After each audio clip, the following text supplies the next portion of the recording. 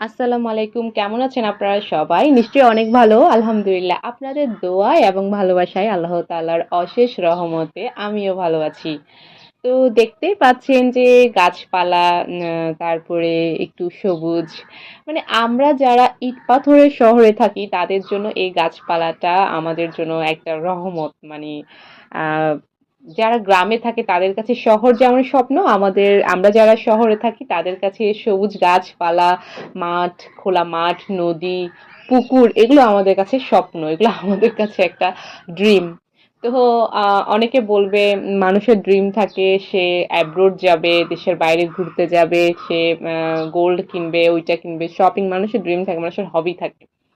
কিন্তু না, আমার হবিটা একটু ডিফারেন্ট। আমি ঘুরতে পছন্দ করি। আমি যেখানে সবুজ গাছপালা থাকে সেখানে ঘুরে বেড়াতে পছন্দ করি। সবুজ গাছপালা আমার ভীষণ ভালো লাগে। তো আমি যখন গ্রামে যাই তখন মানে সবসময় চেষ্টা করি যে একটু বাইরে হাঁটাহাঁটি করার, তারপরে একটু আম ধান খেতে যাওয়া, বিভিন্ন চাষবাস হয় সেখানে যাওয়ার আমি সবসময় চেষ্টা করি। তো সকালবেলা আ বারান্দা থেকে এসেই বসে গেলাম নাস্তা খেতে। তো আজকে নাস্তা খাচ্ছিলাম একটু পাউরুটি আর রং চা। যেহেতু আপনারা যারা আমার ভিডিও এর আগেও দেখেছেন তারা সবাই জানেন যে আমার আবার রং চা না হলে চলে না। আমাদের ঘরে তেমন একটা দুধ চা তেমন একটা খাওয়া হয় না, আমার আব্বু আম্মু ছাড়া। তো আমরা রং চাই খাই।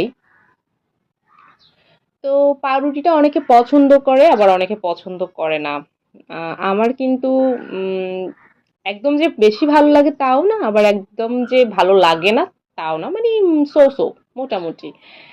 তো এখানে চা খাওয়ার পর এরপর আমি আর ভিডিও করিনি। এরপর আমি রাতে আমি আর আম্মু দুজনেই বের হচ্ছিলাম একটু বাজার করব, বাজারে যাব।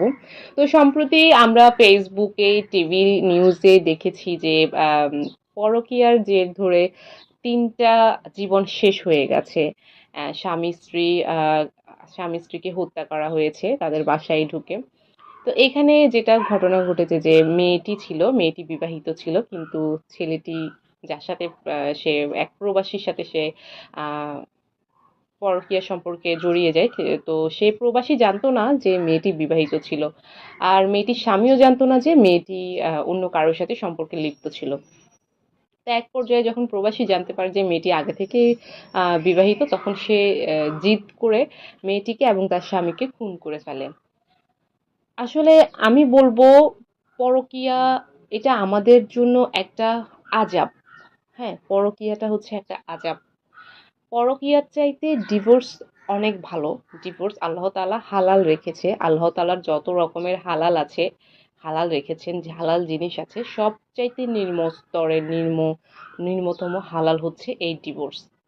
আসলে ডিভোর্সটা আমাদের কারোই কাম্য না। আমরা কেউ চাই না একটা সংসার ভেঙে যাক, একটা সম্পর্ক ভেঙে যাক। কিন্তু আসলে আমি বলব এই পরকীয়ার চাইতে কিন্তু ডিভোর্সটা অনেক ভালো। তুমি আমার সাথে থাকতে চাইছো না, তুমি আমার সাথে সংসার করবে না। ওকে ফাইন, আমরা আলাদা হয়ে যাই, ডিভোর্স হয়ে যায়। কিন্তু পরকীয়া করে আমার সাথে সম্পর্ক তোমার থাকবে, আমার সংসার তুমি করবে, আবার তুমি অন্য কারোর সাথে পরকীয়া লিপ্ত হয়ে, এটা তো প্রয়োজন নাই। আমি তো এটাকে প্রয়োজন মনে করি না। ঠিক আছে, তুমি আমার সাথে হ্যাপি না, ওকে ফাইন, ডিসিশন নাও দুজন মিলে, আহ, আলাদা হয়ে যাও। তারপরে তুমি তোমার যা খুশি করো। ও ওর লাইফটা আবার আলাদাভাবে, দুজনের লাইফটা আলাদাভাবে সুন্দর করে সাজিয়ে নেবে। কিন্তু এই পরকীয়া করে তারপরে তোমাকে একসাথে দুজনকে রাখতে হবে, তারপর পরকীয়া করে এই যে 2টা প্রাণ চলে গেল, এই 2টা প্রাণ চলে গেল, শুধু কি ওদের প্রাণ গেল? ওদের কি মা বোন নেই? ওদের কি ফ্যামিলি নেই? ওদের আত্মীয় স্বজন নেই? টাকা পয়সা চলে গেলে সেটা ফিরে পাওয়া যায়। আমার একটা মোবাইল ছিনতাই হয়েছে বা আমার মোবাইল হারাই গেছে, আমার মোবাইল ভেঙে গেছে, সেটা আমি ফিরে পাবো। আমার টাকা চলে গেছে, আমি ফিরে পাবো। আমার জায়গা আমি বিক্রি করে দিছি, কোনো এক সময় আমার টাকা হলো, আমি আবার জায়গা কিনে নিতে পারবো। কিন্তু এই যে একটা জীবন, এই যে একটা প্রাণ চলে গেল, এটা কেউ ফিরাই দিতে পারবে? কোনো কিছুর বিনিময়ে কেউ পারবে না। তাহলে কেন কেন আমরা এটা বুঝি না যে খুন করাটা কোনো সমাধান নয়। আমাদের সবারই কম বেশ রাগ থাকে, রাগটা মানুষের রাগ থাকতেই পারে। কিন্তু খুন কেন করতে হবে? আমার কথা হচ্ছে খুন কেন করতে হবে? তুমি তার সে তোমার সাথে প্রতারণা করেছে, তুমি তার জন্য আইন আছে, আইনি ব্যবস্থা নাও। তো আইনগতভাবে না যেতে পারো, পরিবার নিয়ে বসো যে সে আমার সাথে প্রতারণা করেছে, একটা না একটা সুরাহা তো হবেই। কিন্তু খুন কেন ভাই? খুন কিসের জন্য করতে হবে? কিছুদিন আগেও দেখলাম যে একটা ছেলেকে রাজধানীর কোন একটা ইউনিভার্সিটির এক ছেলে পারভেজ, তাকে খুন করা হয়েছে শুধুমাত্র সে হেসেছিল, এবং পুরোপুরি সে নির্দোষ ছিল।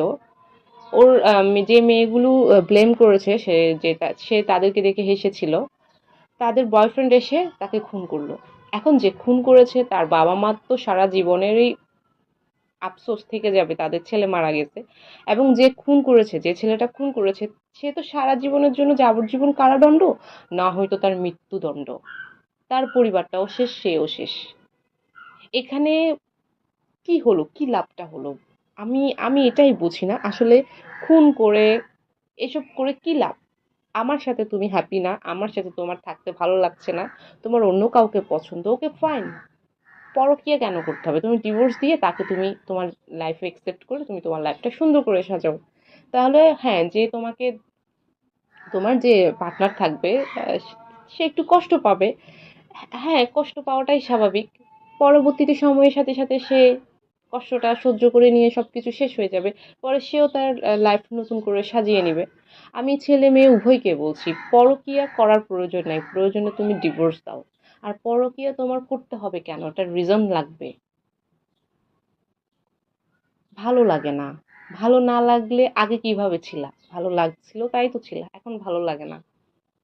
তারপরও আমি বলবো যে ঠিক আছে ভাই, ভালো নাই লাগতে পারে, তারপর ছাড়ি দে, তারপরে খুন করিস না। খুন কোনো সমাধান না। একটা পরিবারকে ধ্বংস করা, একটা মানুষকে ধ্বংস করা মানে একটা পরিবারকে ধ্বংস করা। তার মধ্যে কলঙ্ক। এই যে মেয়েটা মারা গেল, তার ফ্যামিলিকে সারা জীবন মানুষ বলবে যে তোমার মেয়ে তো স্বামী থাকা সত্ত্বেও অমুকের সাথে পরকীয়া করছে, এই জন্যই তো আজকে ওই নিষ্পাপ ছেলেটাও মারা গেল। ওর স্বামী নিষ্পাপ, ও মারা গেল। মানুষ ওর বাবা মাকে বলবে না? কলঙ্ক দেবে না? ও তো মরলো মরলো, কলঙ্ক মাথায় নিয়ে মরলো। আর যে ছেলেটা, যে প্রবাসী ছেলেটা, যে ওদের দুজনকে মারলো, স্বামী স্ত্রী দুজনকে মারলো, ওই ছেলেটার ফ্যামিলি কি করবে? ওই ছেলেটার ফ্যামিলি কি করবে? ওকে বাঁচাতে পারবে? হয় ওর যাবজ্জীবন কারাদণ্ড, না হয় ওর মৃত্যুদণ্ড। ওই ছেলেটার ফ্যামিলিকেও তো সমাজে মানুষ ধিক্কার দিবে যে তোমার ছেলে খুন করছে, তোমার ছেলে একটা খুনি। ওই ছেলের যদি অবিবাহিত কোনো বোন থাকে, ওই মেয়েটার কোনোদিনও বিয়ে হওয়ার সম্ভাবনা থাকবে? মানুষ করবে বিয়ে? বলবে তোর ভাই তো খুনি। এইটা আসলে আমরা যখন কাজ করি না, আমরা এগুলো ভাবি না, আমরা ভেবে কাজ করি না। আমি আগেও বলছি যে কোনো একটা জিনিস যেটা আমি দ্বিতীয়বার ফিরে পাওয়ার চান্স আছে, বা দ্বিতীয়বার ফিরে পাইতে পারি, সেটাতে যদি আমার চলে যায়, এটা আমার আফসোস নাই। ঘর বাড়ি টাকা পয়সা, আমার আফসোস নাই। ওটা আমি দ্বিতীয়বার আবার ফিরাই আনতে পারবো, যদি আমার আল্লাহ তাআলা চায়, ইনশাল্লাহ আমি ফিরাই পাবো। কিন্তু একটা মানুষ যদি দুনিয়া থেকে চলে যায়, সেটাকে ফিরাই দিতে পারবে কেউ? কেউ পারবে? দুনিয়ার কোনো ক্ষমতা, দুনিয়ার কোনো শক্তি, কেউ পারবে? কেউ পারবে না। তাহলে কেন আমরা এই ভুলগুলা করি? আসলে এই কথাগুলো বলেছি কারণ এগুলো না আজকাল ভয়ঙ্কর ভাবে বেড়ে গেছে, ভয়ঙ্কর ভাবে বেড়ে গেছে। আর মানে কি বলবো, একটা মানুষ বলে না যে একটাকে দেখে আরেকটা শিক্ষা পায়। কিন্তু আমি দেখলাম যে পরকীয়াটা এমন ভাবে বাড়ছে, খুন হচ্ছে, স্বামী স্ত্রীকে খুন করছে, স্ত্রী স্বামীকে খুন করছে, অনেক সময় পরকীয়ার জন্য মা সন্তানকে খুন করছে। মানে এত কিছু হওয়ার পরেও পরকীয়া কিন্তু বন্ধ নেই। যদি বন্ধ হয়ে যেত, যদি এটার কোনো একটা সঠিক বিচার হতো, সঠিক আইন থাকতো, তাহলে আমার মনে হয় এটা বন্ধ করা সম্ভব হতো। কিন্তু এটা বন্ধই হচ্ছে না। তো যাই হোক, ভিডিওটা যদি আপনাদের ভালো লাগে তাহলে লাইক কমেন্ট এবং সাবস্ক্রাইব করবেন, আমার পাশে থাকবেন, এবং আমার পরিবারের জন্য দোয়া করবেন।